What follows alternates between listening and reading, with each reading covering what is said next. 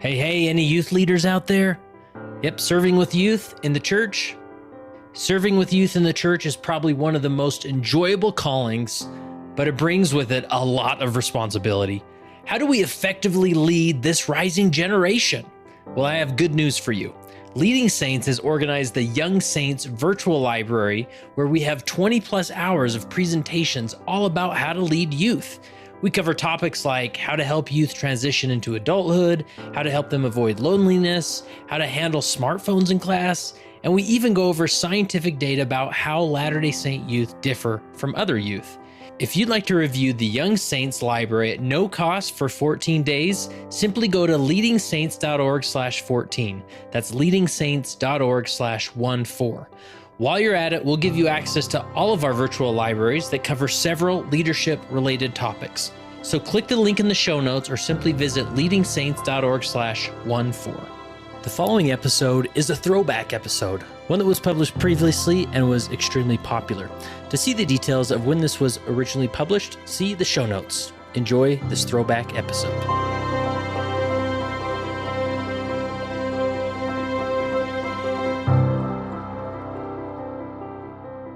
Today, I have the opportunity to be at the beautiful campus of Brigham Young University with Diljit Taylor. How are you, Diljit? Good. How are you? Very good. Now, you are give us your background. Who are you and why are you here at BYU? Well, I'm the women's cross country coach at BYU, and I came here 4 years ago after Ed Eyestone contacted me when the previous coach had retired. So how did you get into, I assume you've been a runner your whole life, or that you... Yeah, I ran for Cal State Stanislaus, a Division II in California, and I had the opportunity to run for the Nike Farm team under Coach Gagliano that trained up at Stanford. It was the Olympic development team.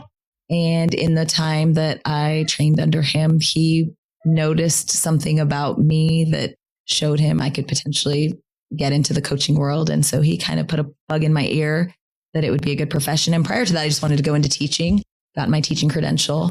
And so at that same time, my college coach at Cal State Stanislaus was going to go into administration. She contacted me and let me know that in a couple of years, the job was going to come open and she would love for me to come coach there. And I think it was just perfect timing. So I coached at Menlo for a couple of years just to get my feet wet. And then I moved to Turlock, back to Turlock, and started my coaching in 2007. So was it a quick love? I mean, you enjoyed coaching right away? Yeah, it's such a good transition when you're an athlete for so long. It's tough for athletes to then step away from the sport and enter the real world. And I feel like I have had this great opportunity to always be with the sport. I've never left it. And so for me, it was just the next step. Yeah, cool. And so you get an offer to come to Brigham Young University. And what did you know about BYU at that point?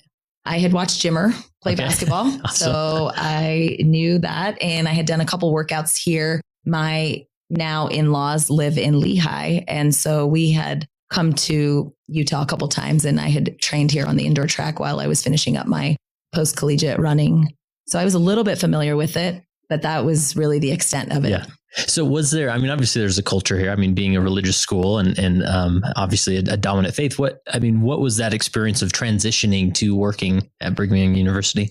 Well, obviously I wouldn't have been able to do it had I not been comfortable with the standards. And actually I think I embrace them because I find a lot of value in them. And there's a lot of similarities to how I grew up to the culture here, and having in-laws who it's always been a part of a little bit of what I've known. So I was a little bit comfortable with it. I think it would have been really difficult coming in as a complete outsider. Yeah.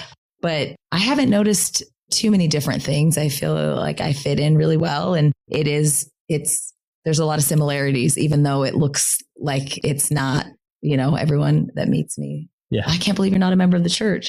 Like, well, I have the same standards. So yeah. So it works out. Yeah, it works. It works great. That's cool. So I'm a runner for the most part. I mean, I go to the gym, I run. I'm not like a competitive runner by any means, but help us understand like the sport of cross country. Like, because a lot of people, the lay person can look at it and be like, the way you coach them is say, just run faster, right? Like, so how would you describe the competition of cross country? Well, I think there's a couple of components to coaching cross country. And obviously one is aerobic fitness is really important. And that is just run and kind of trying to figure out each individual, how much mileage they can handle, and then putting together a plan for each individual based on speed work, and that goes into play. How many miles can they run? And then the mental component of it too. So it's a little bit physical and a lot mental in order for many people who have done 5Ks or even went out and tried to run a mile or 2 miles. It's pretty mental.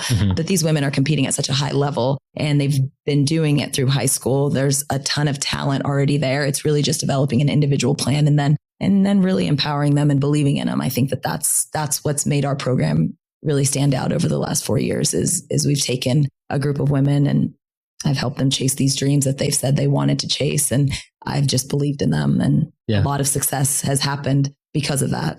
Yeah, that's cool. And over these 4 years, I mean, you've seen some success. I mean, maybe explain where BYU was when you got here to where they are now in their cross country. Yeah. So early 2000s, BYU had a ton of success. They had won 4 national championships. And then prior to me coming in 2016, the highest finish was 19th in the NCAA for the decade before I got here. So for 10 years, which after about 10 years, they had a little bit of success with some individual events in track. But as far as cross country goes, they weren't really nationally relevant anymore during that decade. And so my first goal to come in was like, okay, I want to bring this team back to national relevance. And I wasn't expecting for it to happen as quickly as it happened. The first year we ended up having a 27th preseason ranking and we got 10th. So to be top 10, it was already, okay, we're starting to be in the conversation. And then it was just momentum, building it from there with the same group of women. Yeah. And over the last few years, you've finished second in the country. Is that right? Yeah. So we went 10th, 11th, 7th, 2nd. Wow. It's been a storybook. So next year's one. Right? Well, we start all over and see what we can do. But how does the season work for cross country? We start in August. We report for cross country training camp in August, and then the national championships are in November. Oh, great. And then from there, we go to indoor season and then outdoor season. It's a bit of a year round,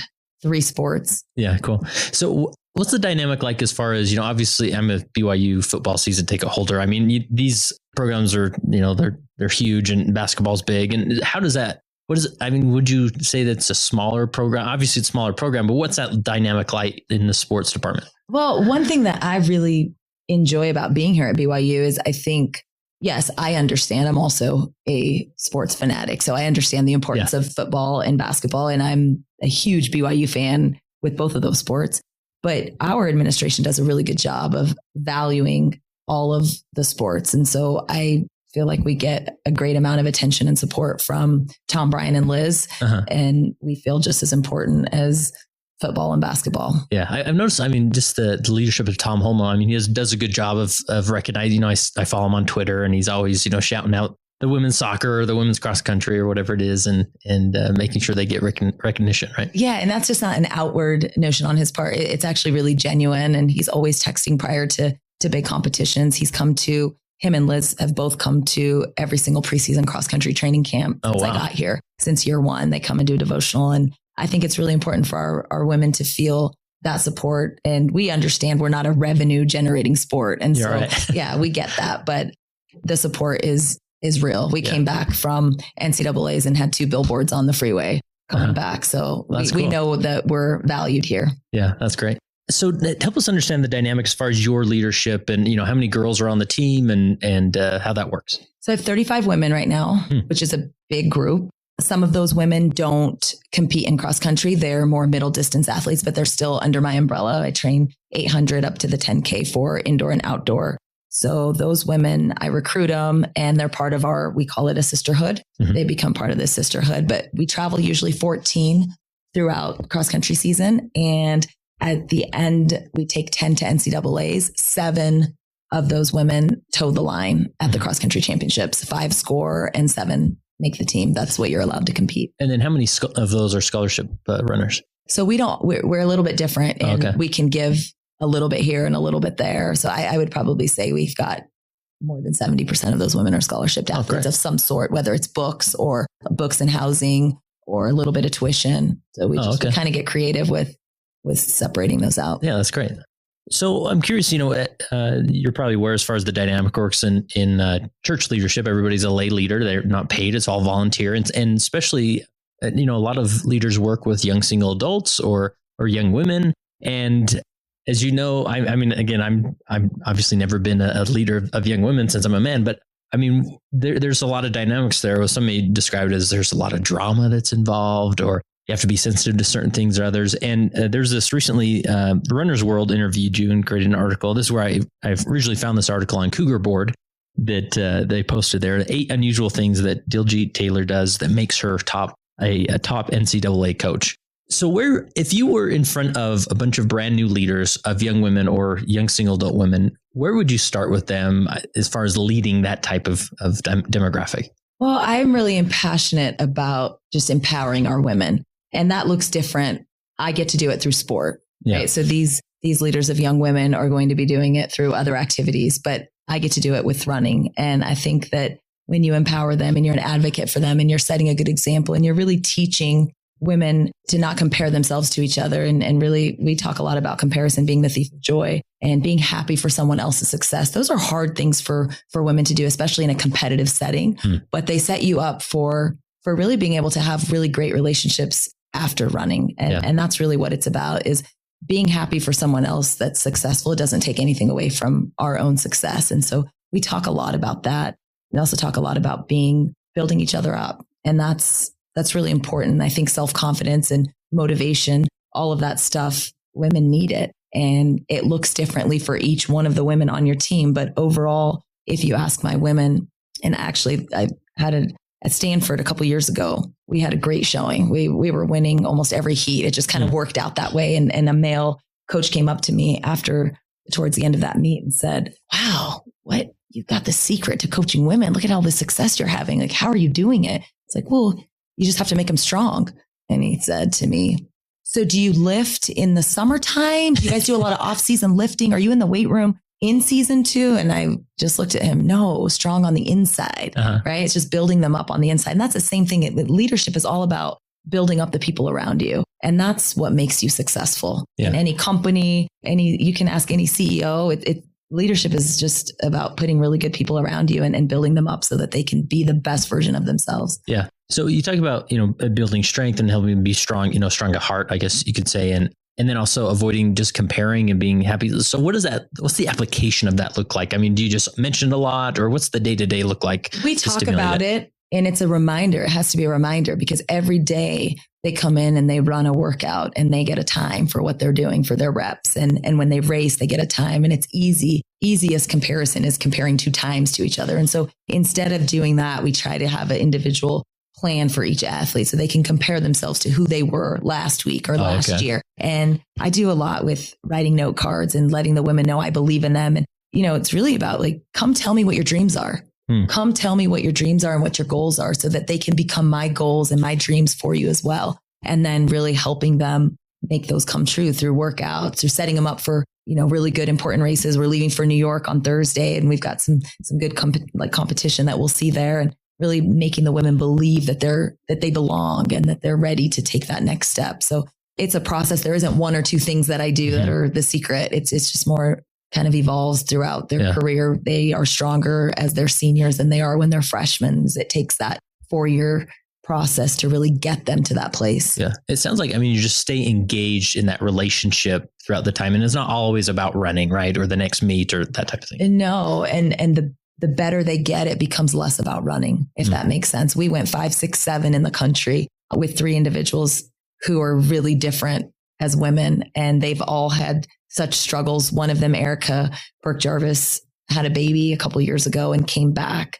after that. Her story looks way different than Courtney Wayment, who had a couple injuries that were setbacks for her. And her story looks a little different than Whitney Orton, who went through her struggles. And so all of them, they all share a similarity with their passion, with wanting to be the best that they can be, but they make each other stronger because they're so different, but yet they have this common goal. And for me, it's just finding out what that is and having that relationship with them where they feel comfortable to come in here and talk about some of the hardships they're going through, so that I can help them get to being the best that they can be.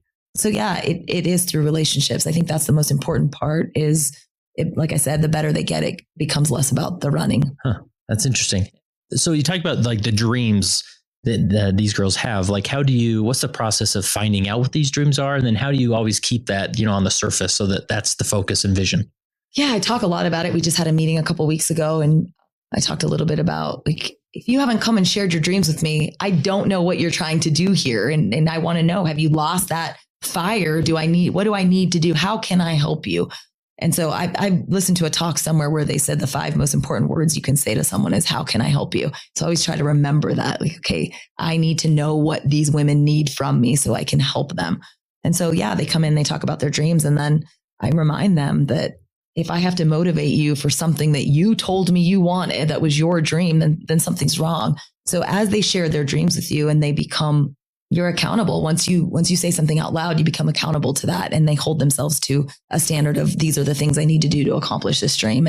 And they're, yes, it's running, but it's also sleeping and eating healthy and making good social choices. And so once they start holding themselves accountable and they start seeing a little bit of success, you get the buy-in. Mm-hmm. And once you have the buy-in, the rest is kind of history. Yeah, that's awesome. So are these dreams typically related to running, or is it someday I want to start a business, or, I mean, do they vary like that? Yeah, it's mostly about running, and they'll talk a little bit post-collegiately what they want to do. But right now, when you're 18 to 22 years old, this is all you see is right here. And so some of them don't have plans to work after college. They want to get married and start families. And that's great. That's their dream. And I'm going to help support that dream. But some of them want to go on to grad school or write a book and just really being that person that, hey, yeah, you can do that.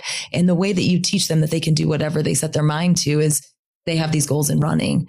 And when they reach those goals in running, that applies to every other goal that they will set in their life. That's why it's such an important thing for me that they achieve those dreams and goals, because I think it sets you up for always going for it. And you may fail. We didn't win a national championship this year. And some might look at that as like, oh, you guys didn't win, but we won. I had a national championship team. You run that race 10 times and it's a different outcome because those women believed they could do it. Yeah. So I would imagine a lot of these dreams are, related to running, that I want to, shave this much time off of this race or that race. Is that typically? Yeah. I want to be an All-American. I want to be a school record holder. I want to make it to NCAAs. I want to PR, have a personal record. And so, yeah, it's more about personal growth. Nice. Or for the team aspect, which in cross country, it is, we wanted to get on the podium. And that was something that these freshmen 4 years ago said that was a goal of theirs. And I said, okay, before you're done here, you'll have a chance to get on the podium. And that was a lofty goal because we hadn't even started our freshman season and we weren't even a top 10 team. We were ranked, in the 20s. But I was going to give them a chance to chase that dream and make them believe that they could do it. That's great. And I would imagine, you get some variety in the different dreams and goals that they have. So what do you do as a coach in order to bring that all together so that you're successful as a team, not necessarily as a bunch of individuals? We talk a little bit about what the outcome is. And so I guess our journey isn't always about the outcome. Yes, I want to know their dreams so that I know what their end goal is, but we don't focus on those every day. We just focus on the journey, because I sometimes think that we have been so attached to the outcome that we lose sight of the process and finding joy in getting to do this. And so, yes, we talk about their dreams because I want to know what they are, but it's not something that we focus on or dwell on every single day. It's just more like, okay, let's take care of what we need to in the journey so that we can then get to the end result. And this year we actually took another step. We were so silent about what we were trying to do. It's like, okay, let's work hard in silence and let success be our noise. So we're not even going to talk about, a couple interviews that we had gotten prior to NCAAs is like, hey, the podium's wide open. We think that you guys might have a shot. BYU women might have a shot to get back on the podium. Well, we already knew we wanted to do that, but we want to take a step further. We want to have a chance to win, but we didn't say it out loud. We said it amongst ourselves once or twice. And then we really just kind of kept it to ourselves and focused on the journey. Yeah. So the journey being just obviously you have these independent dreams and goals, but you're talking about the journey of look how far we've come. Look what the opportunities are ahead of us. Yeah, the journey is just what we're doing right now, the day to day, coming to practice every day and showing up and doing all the things outside of running. It's amazing what these athletes, how disciplined they have to be with sleep and eating and really just being so devoted to this. So we focus on those little small things that make that outcome more attainable. Yeah, that's great. You mentioned in the article mentioned as well, as far as your note cards, is there a system to this, or obviously this is an intentional thing you do as a coach? So break that down. Like, what does that look like and how does it work? Yeah. So I think it was my freshman year in high school. I got a card from my high school coach and I had made it to sections, which was a big deal for a freshman. And I just remember she wrote me this card and it had all these great things about how proud she was. But at the bottom, it said, I believe in you. And it was so powerful to me. And I always remembered it. So when I got into coaching, I decided to start writing individual note cards before every race for every athlete. And I didn't know how long I was going to be able to hold true to it because it's a commitment. Yeah. And then I would get a little more creative. So they start out as just basic cards that you buy. And then as the season progresses or the meets have more meaning, they become personalized with pictures and quotes. And yeah, I get a little crafty. But yeah, it's basically just to give them some words of affirmation and to let them know I believe in them. Just a little extra touch. And it's worked out so well that I don't dare ever not write a note card. So yeah, great. Usually just a couple hours throughout the week of a meet. And sometimes I procrastinate. And so I'm up till 2 a.m. writing note cards, but I never, ever don't do the note card. Yeah. So in a typical season, how many meets are you looking at? For cross country, we'll have like 7, and track is a lot more. Just depends on some race in everyone, some don't race in everyone. But I've written hundreds and hundreds and hundreds of cards throughout my. Wow, that's awesome. And I love this principle because as far as like establishing a culture amongst a team or organization, like I'm sure there's some nights where it's like, okay, it's 2 a.m. I really got to get some sleep for this meet tomorrow. But like, that like that is so core to the culture that you've developed that there's no way you would skip it. Right? No, I can't skip it. And if I'm really prepared, I'll do a really good job of like, I'm going to write 5 today. I'm going to write 5 tomorrow. I'll write another 5 the next day. But again, we're leaving on Thursday and I haven't written any this week. I only have 9 athletes that I'm traveling.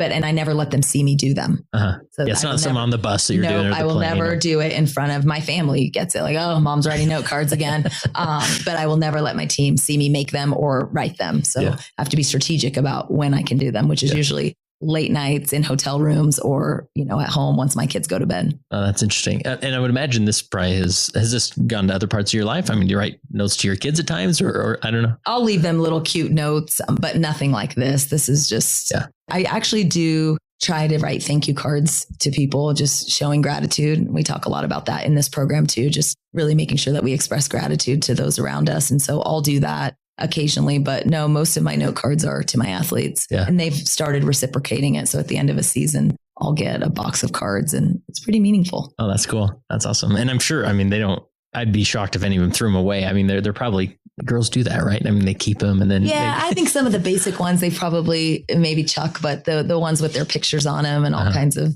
time that has gone into them with ribbons and glitter, I think they've probably kept them in a box. Nice. So you're a little bit of a scrapbooker. I mean, you still fit that in. Yeah, I wouldn't really describe myself that way. Right. That's great. And this sort of relates to the overall message as far as the sisterhood that you try to establish. I mean, is that just the overall culture you're trying to go for, or maybe speak more into that?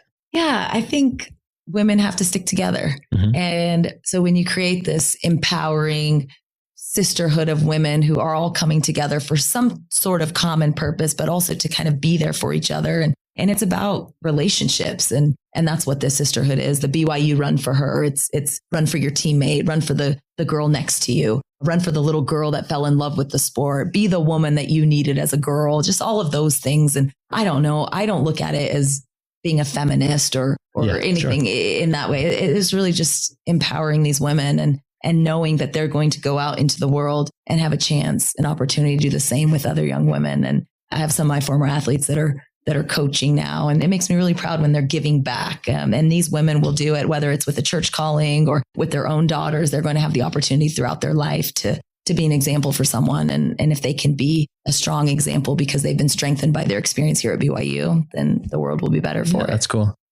I wouldn't have guessed. I mean, other coaches or leaders of women or anybody would just say, well, that's sort of implied. I mean, we're a team, like we all put on the same jersey. Of course, we're a sisterhood. But how do you get past that, just that assumption of sisterhood to really feel like, wow, this is a sisterhood? Yeah, you really have to emphasize how important it is to genuinely care about the person next to you. And it was obvious to us this year. I talked a lot about our locker room, which people think is a little odd that I talk about that. But you understand when we send 7 or 10 women to a meet, there's 20 that are staying back home. It's easy for those 20 to feel left out and not be a part of it. And our locker room this year did such an amazing job of being involved. They would send silly So the locker videos. Room is who stays behind. Yeah, that's our locker room. They would send these silly videos and they would write messages on our group me, and they were part of it, and they were there with us at NCAAs. And when we came back, we had a team meeting, and I held up that trophy and said, "Hey, this is for all of us." Yeah. And you don't get that same feeling. It's easy to have feelings of being left out and not a part of it because you weren't there on the line. And so I think the women, and that's not, the thing about culture is, yes, the coach has the vision, right? I have the vision of what I want my team to look like and how I want the women to behave, but it has to come to life from the bottom up. And so they brought that sisterhood to life and they continue. And now as the freshmen come in, they see the examples that the juniors and seniors have left, and they are going to fill those shoes. And the system's in place now. So my work is really minimal. They've already established it. And that's the beauty about like establishing culture, Yeah. right? I mean, there's probably a lot of work when you came to this job the first few years or the sophomores and juniors are sort of trying to figure you out. And then they're like, oh, okay. And then it just sort of takes over and there's less of that day-to-day push that you have to do. Yeah. And I think when women leave this program, I always say you have to leave. Your legacy has to be bigger than the records and the All-Americans that you're taking with you. It has to be about who you were as a person and what kind of teammate were you. And so I really try to preach those things to them because it is really important. And so I think they have taken that, like, even if I'm not an All-American, I'm not scoring for this team, what do I bring to it? There's a spot for it. Not everyone is going to be a national champion that comes here. So everyone has a role, and it's really just fulfilling your role to the best of your ability. That's awesome. So if I were to interview that group of locker room girls who are staying behind, maybe more often than not, what would they share to like another team who wants to establish the same type of thing? Like what advice would one locker room give to a less experienced locker room as far as how to do that effectively? I think they would talk to them just a little bit about being happy for realizing it's something bigger than yourself. And you have to be happy for something that's bigger than yourself and understanding the vision that these women have. We sat at cross country camp and I said, okay, we're not going to talk a ton about our goals, but let's at least have an idea of what you guys are trying to accomplish this year. It was silence in that room as everyone was scared. They didn't want to say it out loud. And so Emma, she's a 5th-year senior, she said, aren't you all trying to win a national championship? And she's out of cross-country eligibility. It kind of broke the silence. And that's kind of what it is. The women who are left behind, they know this is what our team is trying to do. And they're a part of it. They're at practice every day. They're grinding with these women. And sometimes you don't even know what 7 or 10 are going to make the travel. And if they were left behind this year, that doesn't mean they're going to be left behind next year. If you're an alternate this year, that means that you're going to be a contributor next year. And it's kind of just knowing what your role is and being the best at it and really evolving as a person and an athlete. So I think it's big to just talk about caring about each other. Yeah. That's really just the basic principle of humanity. Right. And I even love, these are just little things you are maybe very typical for collegiate sports, but just the fact that you get together at the beginning of the year and you get in a room and say, all right, what are we thinking? Like, what do we want to do? I mean, that goes a long way where it's easy to just sort of, all right, when's our first meet? Like, okay, now go run and get healthy for that first meet. Yeah. Athletes don't care how much you know until they know how much you care. Uh-huh. And I was lucky. I learned that early in my coaching career because I was at a place where we didn't have a ton of potential and talent and really had to develop the kid. And we started seeing success in the way we saw it was, okay, I'm going to care about these kids and let them know it's more than just running. And don't get me wrong, I'm one of the most competitive coaches in the NCAA, and I do care about winning. And my kids know that, but they also know that we want to win the right way. It's what is really exciting about being at BYU. It's why I cherish my opportunity here, because I know that we're in a place where we can win the right way, where we can build people up, and it's more than just about their performances. Yeah, that's cool. So I would imagine, depending on the meet, you have to decide as coach who's going to run in the meet and who's going to stay behind in the locker room, right? Yeah.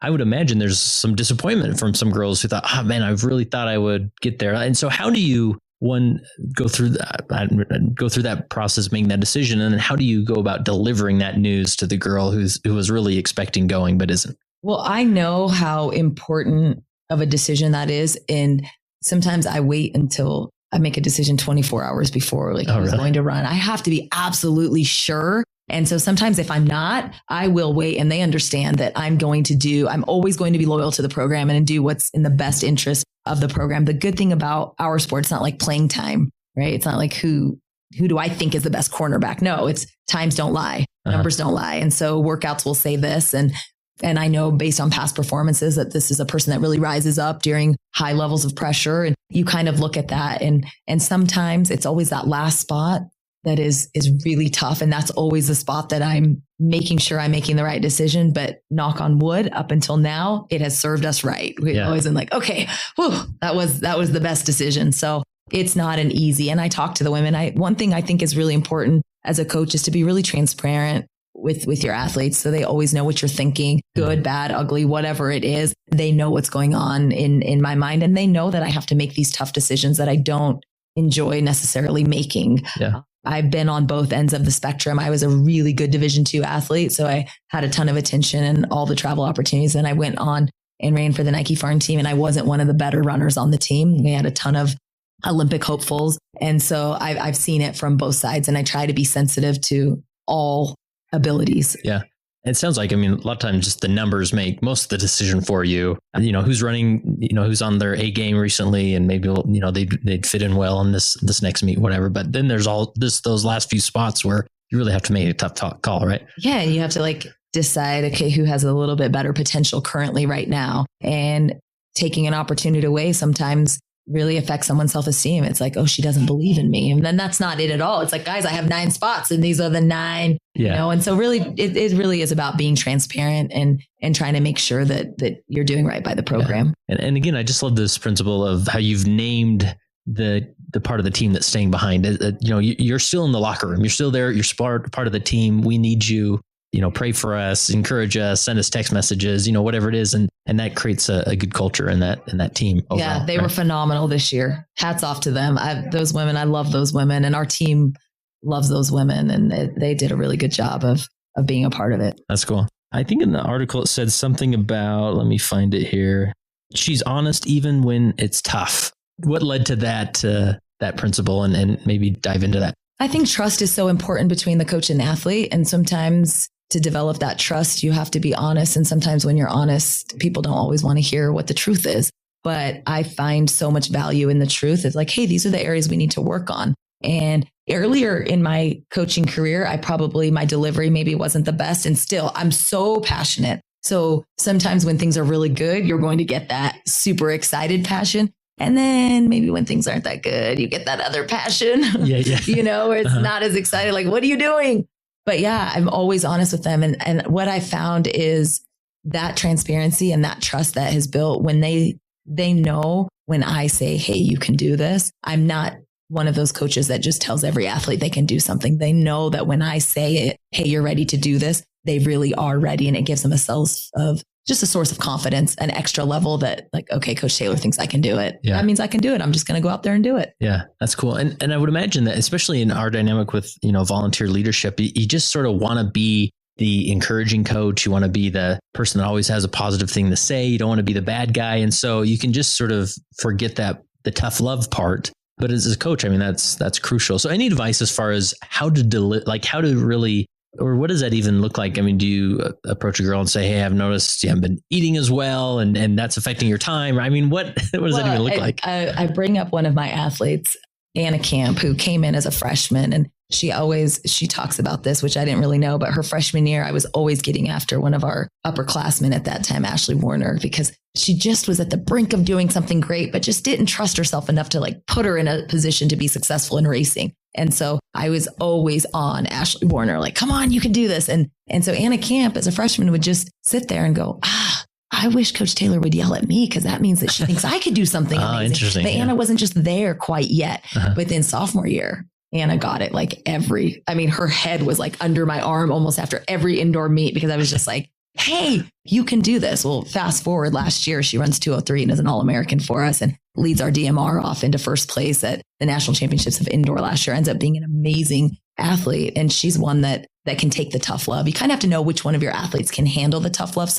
It doesn't work for them. It's actually detrimental. And so I knew that it worked for her. And she later had told me her whole freshman year, she was just waiting for that screaming voice after a race. But yeah, I think it's important. It's part of just coaching anyone, whether it's through life or through running, is just being honest and transparent with them and letting them know things that they can do better or things they need to work on, but also letting them know things they do great. Dr. Manning, that is our mental strength coach here at BYU, talks a lot about 2 good things that you're doing and 1 thing you can improve on. So that kind of makes it nice because it's like you're giving positive feedback, but then you're also including the things that maybe you could do a little better or put a little bit more attention on. And so we're always in that growth mindset. If we're only thinking about the things that we're doing well, it's really just kind of a fixed mindset and there's not really opportunity to grow and improve. But even our athletes who are doing really well, I still want them to think of something that they take away that they could have maybe done a little better. Yeah. And if that's something you're always asking them, like two great things, one that could use improvement, they're not feeling like, hey, why are you picking on me? You're asking me how I can improve. Like, are you saying I'm not good enough or whatever? But it's just part of that coaching, right? Yeah. And I think sometimes, depending on where they're at in their journey, they're going to feel really, really, really like they have a ton of things that they can put on that two things that they're doing well, and not many things they can choose from areas of improvement. But at the beginning of their journey, it probably looks like there's a lot of things that they could improve on and maybe a couple things that they feel like they're doing well. So it just kind of gets their mind thinking about things they can work on, but also giving them some positive feedback. Yeah. And I appreciate when you said, like, you have to just know some girls are going to respond really well to that tough love and others won't. And again, that goes back to establishing a strong relationship. So you know that, right? And you're not just guessing. Yeah. And for me, my coaching just does come with tough love. And so when I feel like someone can't handle my tough love, it's like, okay, our relationship isn't strong enough. I need to build our relationship to be stronger so that we can have that tough love component. Because I think it's a really important part of my coaching. And so, yeah, if I see someone that really can't handle it, I'm like, okay, I need to do a better job and we need to build our relationship. Yeah. And this next question, this may be completely based on a false stereotype. And so I don't mean it in any way, but as far as when it comes to drama with girls, maybe as teenage girls, that is more of a thing. And maybe these girls have matured, in their college years, not much of a thing. I mean, is there this drama component that you always have to be aware of and handle? I mean, maybe two girls on the team suddenly have it out with each other and they just, there's some conflict there. Or what are your thoughts on drama? It would be really naive for me to think that there's not drama and there isn't little things that happen. I would be silly to sit here and say that our team culture is so great that we don't have that. What I like is that I think we're in a place where, yes, we have that drama, but we're able to handle it where it doesn't implode. And so again, it's just building confident women and really teaching them to be happy for each other and really taking the comparison. I think the problem now with Instagram and, all these social media tools is it's easy to compare ourselves to, we just kind of growing up thinking of, we're always seeing someone else's highlight reel. And so it's easy to just be in that comparative mindset all the time. And so just kind of stepping away from that and teaching them that that's not really what it's about. And when you do that, it dilutes all of the other little stuff. But yeah, women who hang out and train together and live together and eat together and we're on the road together all the time, there's going to be times where you get on each other's nerves and you need a little bit of a break, even from your best friend. And that's okay. Yeah. I validate those feelings like, yep, that's normal for you to feel that way. I never try to make them feel bad for being upset or feeling hurt by something someone said or the way someone's actions, where it's like, no, I'm going to validate those feelings. You're entitled to feel that way. And time heals everything, right? Yeah. Like they'll be best friends again next week. Yeah.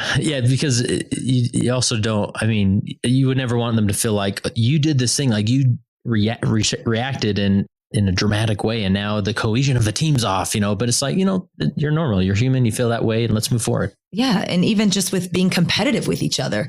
I'm not saying that our women aren't competitive with each other. We just try to not focus on that. They're athletes at a Division I school. Yeah. They're going to be competitive with each other. They want to be the best in the country. And so obviously, if you want to be the best in the country, naturally, you're going to want to be the best on the team. But you have several athletes that are trying to be the best on the team. You're going to have that.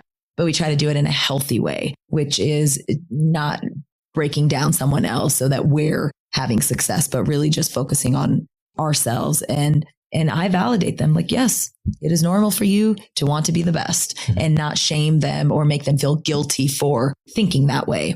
And it's easy to do. It's like, hey, no, you need to be a good teammate.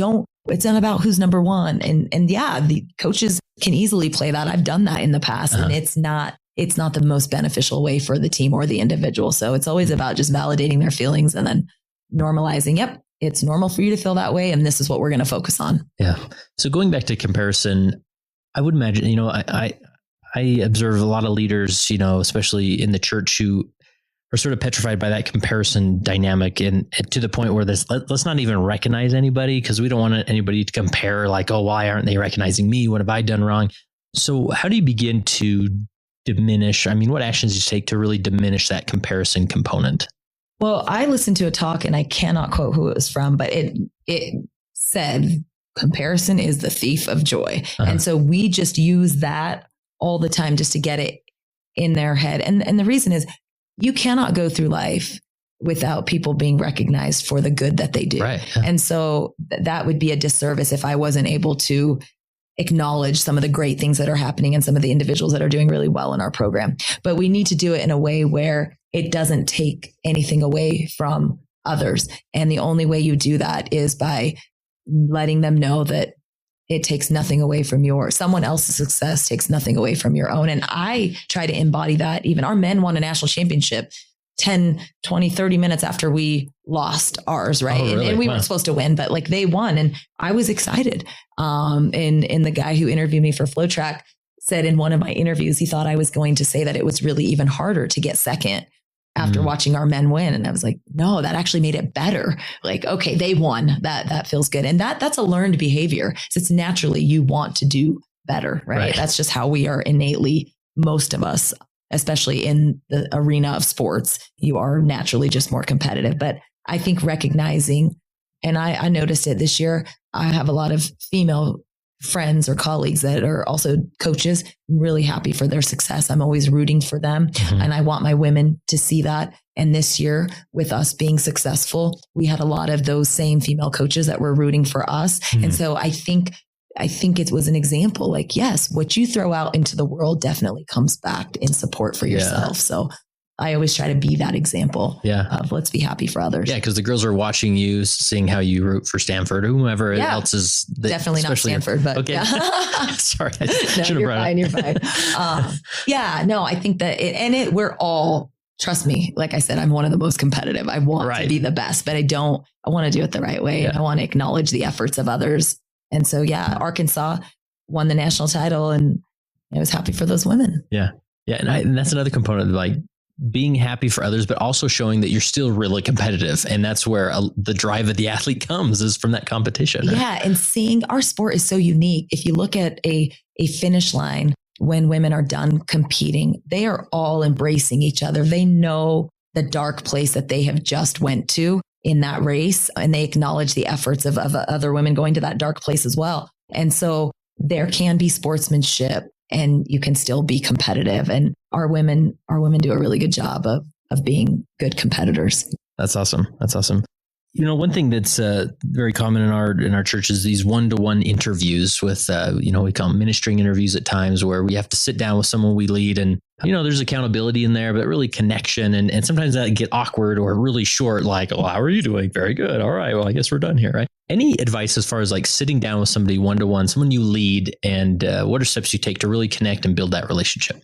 Time is definitely the most important thing. So I look at these freshmen that I've brought in and they tell me, we can't wait to have the same relationship with you that some of these older girls have who've been on a journey with me for the last couple of years. And that happens through time. And so you're not going to know everything about someone the first time you meet them. Right. And that connection takes time. And so it's going to be effort on both sides, and both sides being vulnerable. That's something that I think as a society, we're so scared to do. And even myself, I'm so private about a lot of things. And I've learned that through vulnerability comes trust and strength and courage and growth. And so we have to be vulnerable. And when you're in these meetings, if you're the one leading them, you yourself have to be a little vulnerable in order to get that trust. Yeah. And is that vulnerability like maybe something you're going through at the time, or what you went through as an athlete, or? Yeah, just relating your own experiences. I talk a lot about my personal life with the athletes. They know everything that I'm going through with motherhood, with being a wife, with trying to balance it all.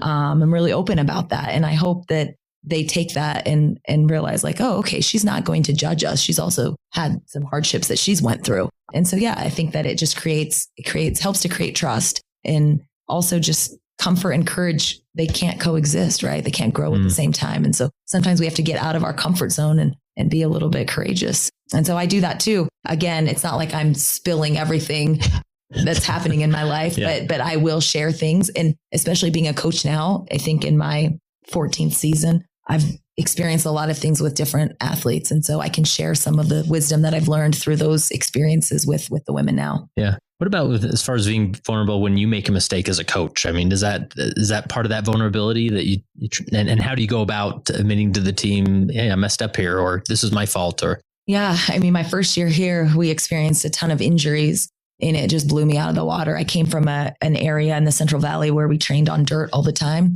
And I only really dealt with one stress fracture my entire 9 years of coaching with athletes, which is unheard of. And the first year or two here, it was somebody was always getting hurt. And part of that is just being a Division I athlete. You'll see it amongst women and, all around the nation. But I really had to take a step back and look at different ways of what can we do to still gain strength and to gain aerobic capacity and get stronger and fitter, but not break down our bones, because that was something that was happening. We've been really lucky that our women tend to do really well at national championships. So I haven't had to tweak too much of the training aspect of it. But yeah, I make mistakes all the time, and you just learn from them and try to grow and be like, okay, well, we're not going to do that again. Yeah. And that's, I can imagine some collegiate coaches that are just trying to wear that, like, the really rough skin and saying, I know how this works and listen to me and I don't make a mistake. I mean, not that they say that, but that it's maybe when you build those relationships, it's helpful. Yeah. I think it's easy to have a one size fits all approach to coaching. It makes it a lot simpler, but I realize that does not work. And every athlete has a number of miles that they need to run that's different than someone else's. Every athlete can handle a different workload. Every athlete has different needs, nutritional needs. And you just kind of have to know what works for each of these athletes and different type of confidence that they need instilled in them, and just kind of knowing what their individual plan is. So it's not the same. They all cross train a different number of hours. They do all these different things. And it's really just trying to find out what works for them. But if I would have just went with this is what we're going to do, and you're going to run this many miles, I mean, it didn't work for us. And so I just had to kind of figure out through trial and error, lots of error, what we can do. And sometimes the athletes, they want to do more. Their lungs always want more, but their bodies can't handle it. And so really had to just emphasize, like, guys, no, you have to trust me on this one. This is all we're going to run. And when they bought in, they kind of saw, okay, I can do a little bit less and end up being healthy and have a better experience and actually contribute more. Then they all just jump on board. But every single one of the women here have a different, not one of them is doing the exact same thing. Yeah. Wow. That's really helpful. And before we wrap up, any other major component of your coaching that we haven't touched on, like that you feel like is a pillar in your approach to being a leader? No, just reemphasizing again, just empowering women. I think that's the biggest part of it. And again, I'm a little vulnerable in sharing like all of these things that I do, because part of me feels like, well, this is unique to us. And this is what makes us great at BYU, and putting it out there, it has been a little bit tough, but I think there's importance of sharing it. And it's been the best kept secret is just empower your women and believe in them and embrace their dreams to be your own, and they'll come true. Cool. One of my last questions is more of just a fun question, as far as like, because we're always looking for activities for youth, and especially with the young women, it's sort of like, okay, can we stop the quilting and the crafts? I mean, can we do something else? Right. And maybe we will go on a hike or boating or whatever. What would you say we're looking for a great running activity? I mean, what would you do, or athletic activity for young women? What would you say if you had 14, 15, 16-year-olds? I think it'd be so fun for that age group to sign up for like a local 5K or a 10K and put together a little training group where they meet once or twice and go on some runs. And physical activity is so important. And I think we're losing it with some of our youth, that all of these video games and technology, and you just get busy with life and you forget to take that 30 minutes a day for yourself to just sweat. And, that I think that would be fun. Sign up for a local 5K and do it as a group and support each other. And through that, as they train and build for that, and then set a goal like, okay, I want to run 21 minutes, which 7-minute miles, and just try to like accomplish that. And I think that I'm not saying quilting isn't fun. I think that there can be some or scrapbooking. Yeah, scrapbooking is great. Making cards. Right? Yeah, all of that stuff. But I think when you really have a goal that's tangible, and then you put some work towards it, and you're doing it together with a bunch of other 14 to 16-year-old girls, I think that can be something fun and memorable. Yeah, especially bringing competition into it. And seems like there's a 5K somewhere every week. Like you can. There's a ton of them. Yeah, they're not hard to find, right? Awesome. Well, last question I have. Well, I guess, is there any shout out or place you would want people to follow the team and what they're doing, and where, if people want to follow the ladies cross country team, where would you send them? Yeah, we have a Twitter account that is BYU cross country and track and field. I have my own I have my own personal Instagram where I try to post a ton of things. And it's private, and I'm debating how I'm going to navigate all that. But yeah, I've got like that. And just, we have a BYU women's distance Instagram too. I'm trying to do a better job of like putting stuff out there, but I think just through those social media outlets and just following us and kind of seeing what our success ends up being the next however long.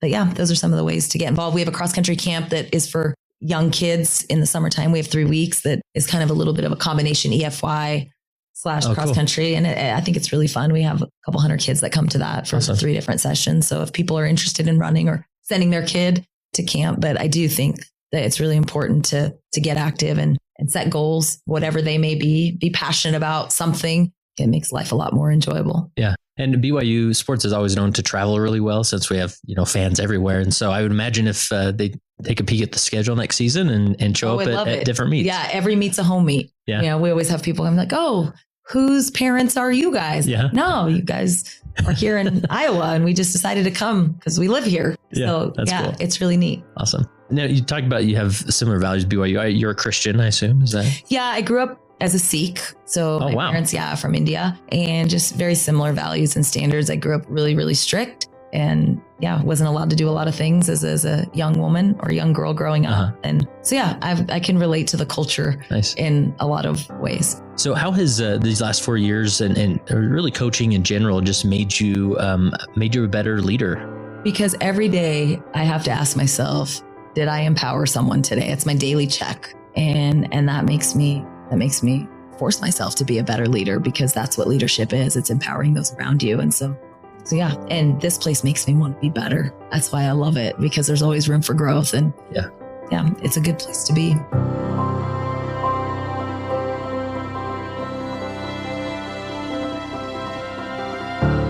And remember, go to leadingsaints.org/14 to access our full Young Saints virtual library.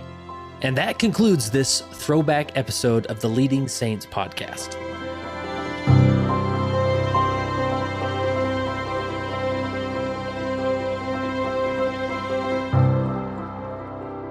It came as a result of the position of leadership which was imposed upon us by the God of heaven, who brought forth a restoration of the gospel of Jesus Christ. And when the declaration was made concerning the only true and living church upon the face of the earth, we were immediately put in a position of loneliness, the loneliness of leadership, from which we cannot shrink nor run away, and to which we must face up with boldness and courage and ability.